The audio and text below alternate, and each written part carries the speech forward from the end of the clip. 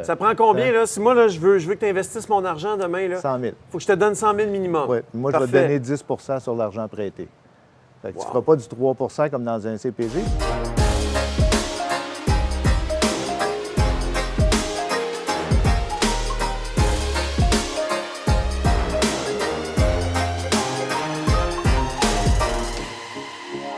Alors, bonjour tout le monde. Aujourd'hui, j'ai la chance d'être avec Gilles Laferrière à Sainte-Lucie dans le cadre de la Semaine des millionnaires du Club d'investisseurs immobiliers du Québec. Salut Gilles.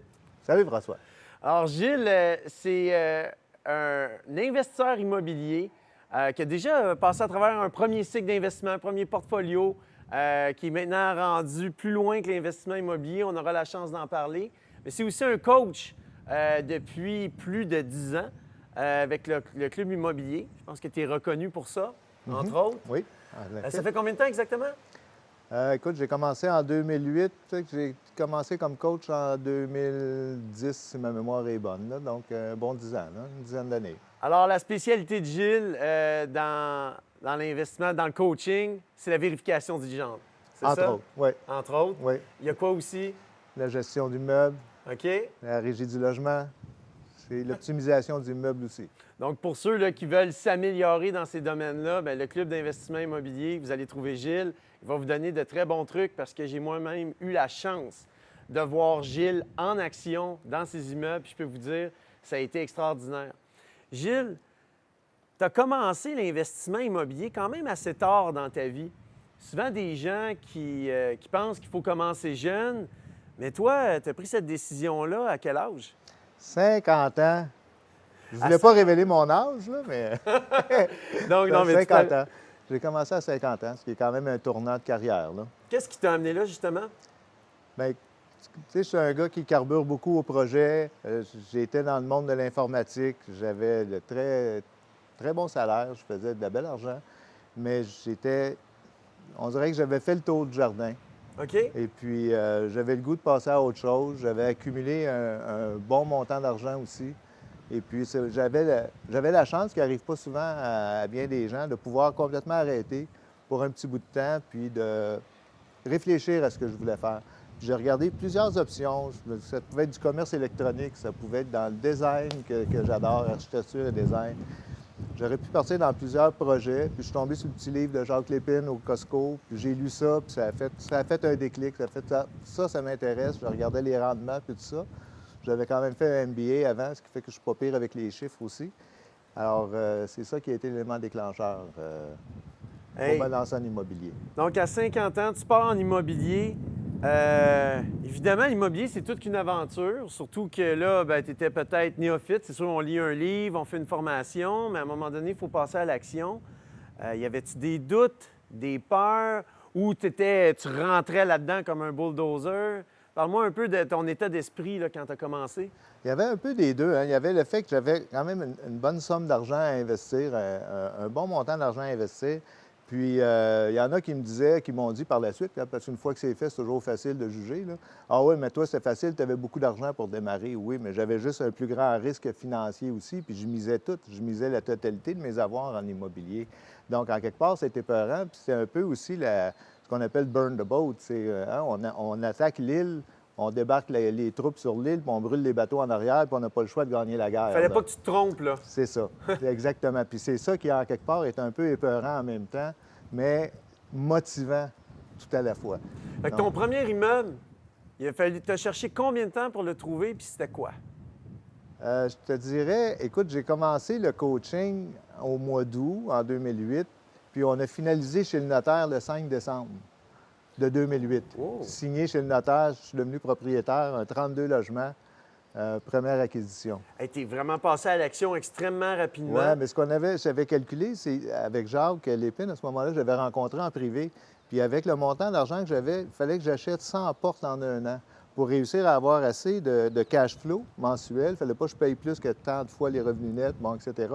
Pour arriver à créer un cash flow qui était qui, au moins, allait me permettre de payer ce que j'avais à payer au niveau de mon train de vie. OK. Alors, sinon, j'allais brûler mon capital. Je suis très, très bon pour dépenser. Moi. C'est une de mes spécialités, c'est de dépenser beaucoup d'argent. J'adore ça. Fait que ça m'en prend beaucoup pour vivre. Puis quand tu es habitué à des gros salaires, tu as un niveau de vie qui va avec, tu as la voiture qui va avec, tu as le paiement hypothécaire, etc.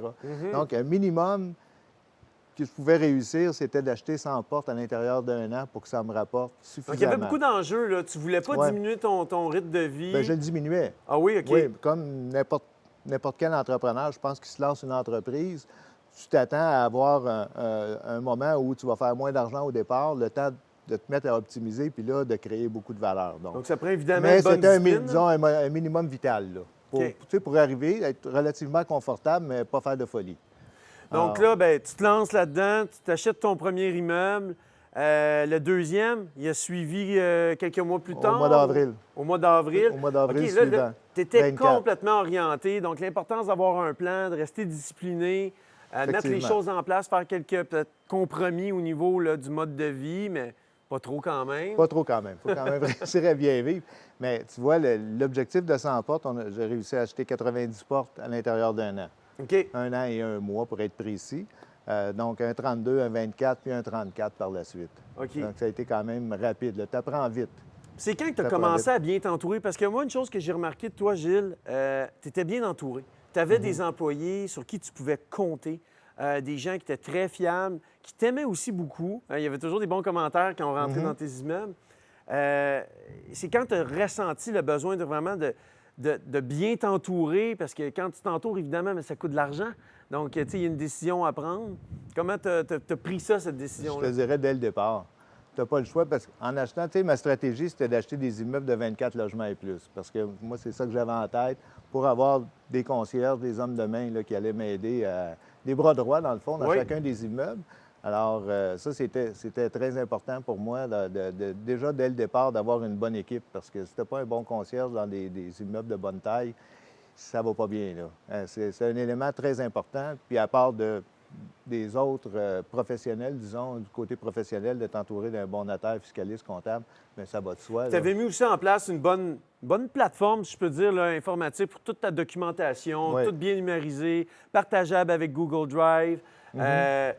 Ça, cette organisation-là, j'imagine, ça te faisait sauver beaucoup de temps dans la planification. Oui, ou ça devait améliorer ta planification aussi des travaux.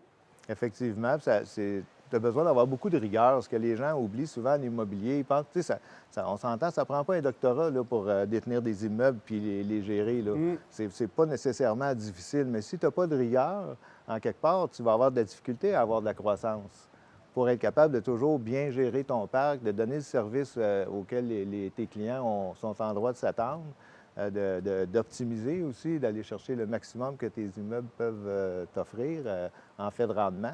Alors, ça prend beaucoup de rigueur. Puis, face à tes prêteurs aussi, les banquiers s'attendent à ce que tu aies de la rigueur. Quand tu présentes tes dossiers, il faut que ça soit bien présenté. Fait que là, si toute ta documentation, c'est un fouillis, tes factures, c'est tout mélangé, tu n'es pas capable de rien retrouver, tu n'es pas capable de rapidement donner quelle est ta valeur nette, par exemple, bon, bien, tu as un problème d'organisation. Là. Puis ça, c'est peut-être une de mes forces aussi. Là. C'est définitivement une de tes forces. Puis je pourrais vous dire, là, si vous voulez faire une belle carrière en immobilier, la rigueur, la discipline, l'organisation documentaire, ça va vous faire gagner des centaines de milliers de dollars. Quand on a vendu tes immeubles, Gilles, là, on a fait des coups de circuit au financement.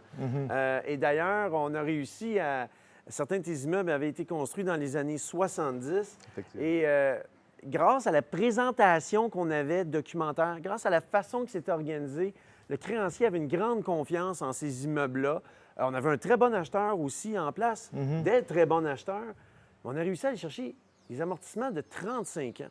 Et puis ça, là, Moi, là, c'était je suis l'aura pas qu'il y avait autour de ces bâtiments-là. C'était ton aura qui était autour de ça, qui nous a beaucoup aidés à faire ces coups de circuit-là pendant les transactions. Et puis, je suis convaincu qu'on a monnayé ça à quelque part. Oui, sûrement. Puis moi, ça m'a bien servi au niveau des refinancements de mes immeubles. Alors, c'était la même chose. Dans le fond, j'ai transféré ça à l'acheteur et aux acheteurs. C'est parce que ça m'a toujours servi lors des refinancements. J'étais capable de donner exactement le montant que je voulais au niveau du refinancement à mon banquier qui travaillait très fort pour moi auprès de la SCHL pour aller chercher ce montant-là parce que je savais que mon immeuble il valait tant. Je l'avais déjà calculé. Je connaissais déjà les paramètres avec lesquels il travaille. Alors, c'est sûr que je ne suis pas un souscripteur ou quoi que ce soit, mais j'avais suffisamment de connaissances pour savoir où est-ce qu'il faut que je travaille pour aller chercher le maximum de refinancement. Puis une chose qui m'était aussi, parce que là, en ce moment, c'est facile, là, les taux de vacances sont extrêmement bas, on le sait. Mais toi, tu as quand même passé, tes immeubles étaient à Longueuil, tu as quand même passé à travers là, des années qui étaient plus difficiles à Longueuil, où les taux de Oui. vacances, là, ils montaient à 5 puis à 6 Effectivement. Quand j'avais pris tes immeubles en vente, bon, j'en avais vendu quelques-uns à Longueuil, juste un peu avant, puis on avait toujours un problème avec la vacance. De ton côté, 0 de vacances. Ça, c'est une autre chose aussi qui était extraordinaire. Tu as pris des décisions pour toujours garder ton immeuble plein, sans non plus tout le temps se ramasser à régie. On s'entend, il y avait Oui, quand même une effectivement. rigueur sur les enquêtes des crédits et tout. Mais ça aussi, ça a été, je trouve, une de tes grandes forces. Prendre les bonnes décisions pour remplir.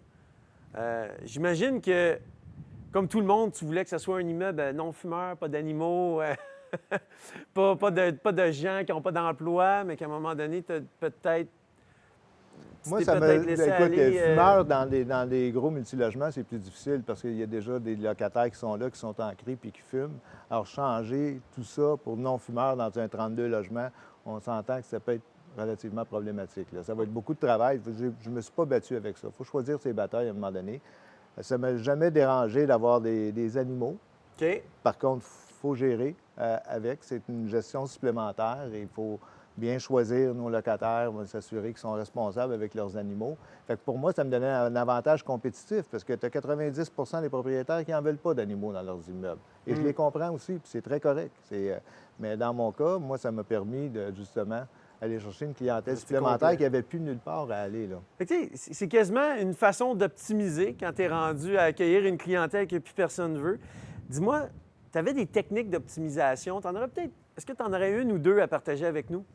Tu sais, une ou deux favorites. Je me rappelle, entre autres, là, l'ajout des lave-vaisselle dans des grands appartements qui te permettaient d'aller chercher, je pense, un 60$ de plus par mois. C'est 40, 50, 60, dépendant du logement, effectivement. C'est intéressant. Tu sais que ton locataire va rester là longtemps. Surtout les grands logements, parce que c'est souvent des petites familles, donc les 5,5, ajouter un lave-vaisselle, c'est un gros plus, c'est très en demande. Dans un 3,5, ça va être moins en demande. Par contre, dans un 3,5, rajouter une entrée laveuse-sécheuse, c'est incroyable l'effet. Non seulement tu vas le louer plus cher, mais c'est sûr que tu vas le louer beaucoup plus rapidement. Alors qu'un lave-vaisselle, bon, ça va être un plus, mais c'est pas nécessairement ça qui va être décisif pour le locataire, là. Mais l'entrée laveuse-sécheuse dans le 3,5, ça, c'est très bon, il n'y en ça. a pas. Ils sont très, très rares. Fait que les gens ne veulent plus aller dans une buanderie aujourd'hui. Ils veulent avoir une entrée laveuse-sécheuse.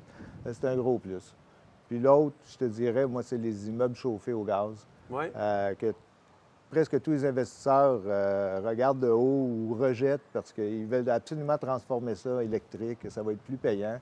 Alors que quand tu transformes électrique, tu as beaucoup de capital à investir pour faire ta transformation. Ça dérange les locataires. Tu as beaucoup de négociations à faire avec tes locataires aussi pour rajuster les prix. Donc, c'est pas nécessairement super payant. Ça va l'être à la longue, mais c'est peut-être moins de trouble qu'un chauffage au gaz. Mais avec les subventions que tu peux avoir de la SCHL pour transformer L'économie énergétique. Oui, surtout si tu vas trouver un immeuble qui a une vieille fournaise que tu peux optimiser vers quelque chose à haute efficacité énergétique, bien, tu vas sauver jusqu'à 20 ou 25 de tes frais en gaz. La SCHL va recalculer la valeur économique de ton immeuble, va te donner l'argent supplémentaire en prêt parce que ton immeuble vaut plus. Tu vas te servir de cet argent-là pour payer ton fournisseur, qui, lui, à ce moment-là, tu n'as pas déboursé une scène de capital, tu as baissé tes coûts de 20 puis tu vas augmenter tes locataires parce que là, tu viens de faire un gros investissement de 40 000 dans ton immeuble. Wow! Fait que tes coûts ont baissé, puis tes revenus ont monté, puis tu n'as pas déboursé une scène. Alors, je regarde entre les deux. C'est des trucs comme ça. C'est des beaux trucs comme ça qu'on peut avoir avec Gilles. Puis ça m'amène à notre dernier sujet, déjà. Ben oui, ça passe vite. Ça passe vite. On a vendu ton portfolio, Gilles. Maintenant, ben, tu n'as plus de multilogement. Puis tu as fait quelque chose, je pense, d'extraordinaire. C'est d'utiliser encore ton savoir. Puis là, tu le mets au service des gens à travers le prêt privé. Effectivement. J'aimerais ça t'entendre là-dessus parce que souvent, il y a des propriétaires qui vont nous dire bien, je voudrais bien vendre, je suis un peu tanné, mais je ne saurais pas quoi faire avec mon argent. Et puis, Gilles, je pense qu'aujourd'hui, avec toute ta rigueur que tu as mis au travail, avec toute ta connaissance du terrain, juste le dernier point qu'on a fait sur l'optimisation, toutes les idées que tu peux avoir, parle-nous un peu de l'accompagnement que tu peux faire et du prêt privé. Dans le fond, c'est ça, moi, le capital que j'ai réussi à amasser en vendant mes immeubles, je l'ai transformé pour devenir prêteur privé. Je me suis associé avec Jacques Lépine. On a créé une société en commandite dans laquelle les investisseurs peuvent devenir actionnaires par tranche de 100 000 parce que c'est toujours des gros prêts. On ne fait jamais des prêts de 10 000 ou 15 000 là. On prête à des investisseurs qui ont des beaux projets. Ça prend combien, là? Si moi, là, je veux que tu investisses mon argent demain, là, 100 000. Il faut que je te donne 100 000 minimum. Oui. Moi, je vais te donner 10 sur l'argent prêté. Fait que tu ne feras pas du 3 comme dans un CPG. Puis c'est tous des prêts qu'on fait qui sont garantis par une première ou une deuxième hypothèque sur des immeubles, par du collatéral sur quelque chose de tangible. On s'entend, là. Et il faut que les gens aient des capacités financières de rembourser leurs intérêts tous les mois. Dans le fond, ce que tu vas avoir, c'est un genre de rente. Tu vas recevoir des intérêts à tous les mois sur l'argent que tu as investi dans la société en commandite. On se charge d'analyser les dossiers, on connaît l'immobilier, on sert en même temps de service conseil pour les gens qui viennent emprunter. Souvent, on va refuser de faire des prêts, puis on va dire aux gens, va pas voir un autre prêteur, tu vas te péter la gueule avec ça. Il n'est pas bon ton projet. OK. Puis si ton projet, on l'accepte, on va en quelque part embarquer un peu dans ton projet aussi. On va faire un suivi, de voir l'avancement des travaux, comment est-ce que c'est là que l'accompagnement arrive, parce que si à un moment donné, on frappe un obstacle, là, on peut, tu vas pas te sauver, tu vas pas te sauver au contraire. Non, au contraire. Accompagner la personne dans la solution. solution. On veut que le projet réussisse. Ouais. On ne veut pas reprendre les immeubles et d'avoir des gens qui sont en défaut de paiement. On a zéro intérêt pour ça. Donc, on veut que les projets réussissent. On s'arrange dès le départ qu'on a confiance en l'emprunteur et en son projet. Puis par la suite, ça peut arriver que tu rencontres des difficultés, qu'il y ait quelque part où ça bloque, puis tout ça. Et avec la quantité qu'on a de contacts, Jacques et moi, avec l'expérience qu'on a aussi, mais c'est sûr qu'en quelque part, on va peut-être pouvoir te donner des idées ou amener de la créativité un peu à l'intérieur de ton projet pour t'en sortir, puis faire que ça réussisse. Ah oui. C'est ça qui est important. Autant pour l'emprunteur que pour nous, puis les gens qu'on représente à travers l'investissement qu'ils font dans la société en commandite. C'est vraiment un beau joint venture qu'on fait, qu'on investit ça. Donc, pour les propriétaires, là, vraiment, qui veulent faire comme Gilles, c'est-à-dire peut-être sortir du marché, là, d'être propriétaire de multilogements, si vous vous demandez quoi faire avec votre argent ensuite, bien, vous saurez que faire affaire avec Gilles, c'est quelqu'un de très rigoureux. Il a l'expérience, il va amener l'argent dans un projet qui va fonctionner. Puis on va s'assurer en plus que le projet fonctionne. Je trouve ça extraordinaire. Enfin, une autre belle alternative à l'immobilier. Alors, écoute, Gilles, ça a été trop court comme entrevue. Ça a été beaucoup trop court, mais j'étais content de pouvoir te revoir avec moi. On a travaillé, je pense, très fort pour vendre tes 4 immeubles ensemble. On a fait une très belle équipe. Oui, une très effectivement. bonne équipe. Oui. Puis moi, personnellement, je pense qu'on va encore faire des affaires ensemble, surtout avec, comment elle s'appelle la compagnie de prêt privé? Capital 550. Capital 550, retenez ça. Je pense que vous allez être en de bonnes mains.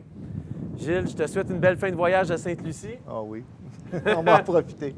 Puis je te souhaite encore beaucoup de succès. Je pense qu'il t'en reste beaucoup devant toi. Merci beaucoup, François. Alors, tout le monde, on vous souhaite de passer une belle semaine, une belle journée. Et puis, on se revoit sur le terrain au Québec pour d'autres beaux investissements. À bientôt. Salut.